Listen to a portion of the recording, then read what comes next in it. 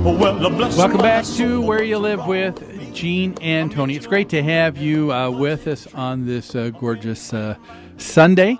If you're just joining us, we just played a clip, and this was from WSOC Channel 9 News in Charlotte, North Carolina, where this last week the story is about a man named Mr. Urizari who has a disability, and true enough, I mean, this is a true disability. Mm-hmm. He has a hard time walking. He purchased a home in his homeowners association.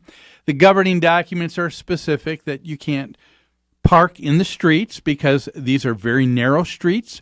To do so could end up blocking emergency vehicles from being able to get around.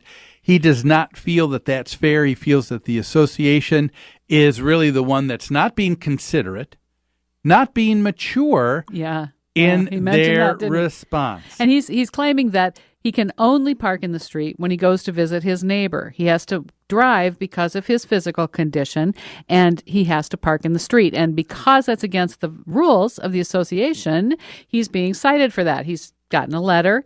It seems that he's gotten a couple of notices, or a sticker on his car was the other one. Yep. And he thinks he's not being treated right. Yeah. Well, what do you think about this? Well, you mentioned this earlier. He's throwing around the word considerate, that the association is not being considerate of him. And what I think he truly means is that the association is not giving him his way. The association was very considerate. Point. First, they tagged the car with a notice. Then they sent him a letter explaining their position. And now they're giving him the opportunity to come before the board and have a hearing. That's very considerate, and they're probably following this procedure that they follow with every rules violation, don't you think? Oh, yeah. For their members. I couldn't agree with you more. What is inconsiderate about that? Oh, you're right. We're not talking about an association that just had his car towed, which would have been hundreds of dollars to get back. It could have been much worse. There's not even a fine. That they haven't fined him yet. That's right. They said, hey, we want you to know that this is not according to the rules. Right. We're asking you to abide by what you agreed to when you moved into the property. And in fact, the board president even declined to make comments to the media because this hearing is still pending. And the board president isn't going to step forward and voice his opinion. He knows he represents the entire association, and his individual opinion doesn't really matter. You know, that's a great point, because a lot of times when we hear these stories, that's the thing that seems to be forgotten right away, is the idea that just because the association board's asking you to come to meet with them to talk about the issue does not mean this isn't the same as being pulled into the principal's office, and getting slapped on the wrist. This is not a discipline. This is your chance to voice your wants, needs, and opinions. Yeah. And is that any different than a city council? Is that any different than the state legislature? You know, they put and enact laws year after year that they think are going to be beneficial to the majority of the people in their municipality, in their state. When they realize that there are some unforeseen consequences that they hadn't thought about, they want to bring other people forward to talk about it, to see if there is something that could be worked out. That, to me, like you said, I think is showing great consideration. It's so ironic when this type of story comes up, because obviously this man is protected by the Americans with Disabilities Act and by fair housing legislation. However, he is asking for something that is not fair to other people in the association. He's been treated with utter consideration, fairness, but he's not getting his way. So that's why he's calling the board immature and inconsiderate. Yeah. It's interesting when he was characterizing what the board was like when he was being interviewed. He was referring to, not only did he get a notice that was on his car, he also got a handwritten letter from someone that was from the board president, and he wanted to pick it apart on how this was proof that he was just being unfairly, targeted with this. He said in that handwritten letter, the board said that they have determined that all residents must adhere to the Dare at Ballotine rules and regulations, but the word all was all in capital letters and underlined.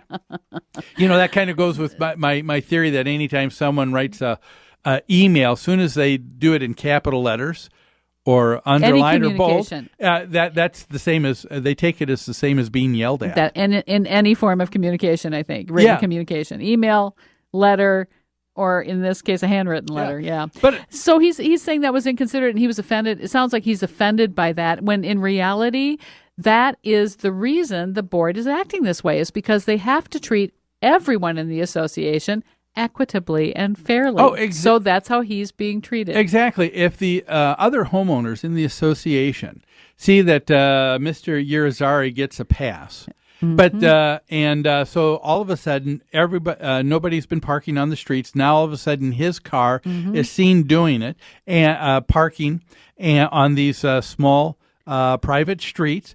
And if things go unnoticed and they don't talk to him, they're opening up themselves for people to do this all over the association. And not only that, they're opening themselves to accusations of unfair treatment and violation of the Fair Housing Act if they treat him differently. Now, if he comes to the board, to the hearing, that gives the board the opportunity to consider this issue, right? Oh, yes. To discuss it, to talk it over, to decide, is there a variance of some kind warranted here? Or is there some solution we can help Mr. Irizarry achieve that will satisfy his needs?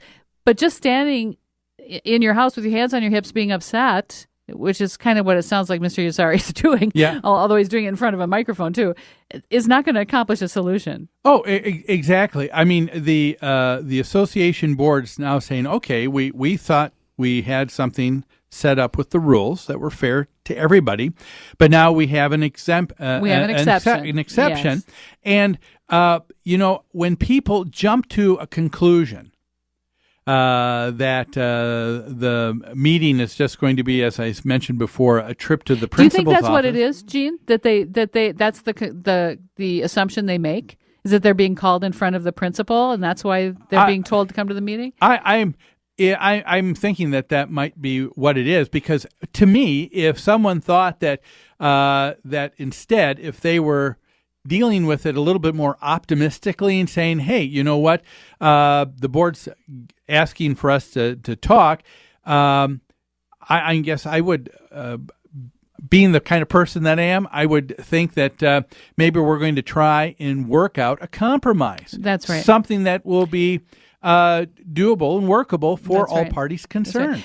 How about this too? Is there not another solution to this problem? Doesn't his friend have a driveway?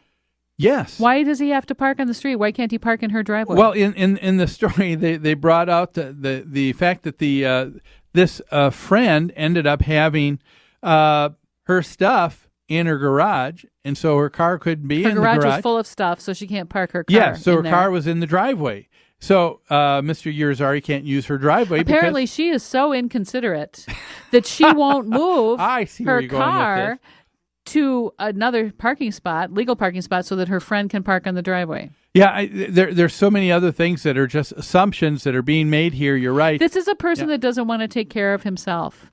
And his friend doesn't want to help take care of herself either. This is a person that wants someone outside of them to not only take care of them, but to know in advance what their needs are.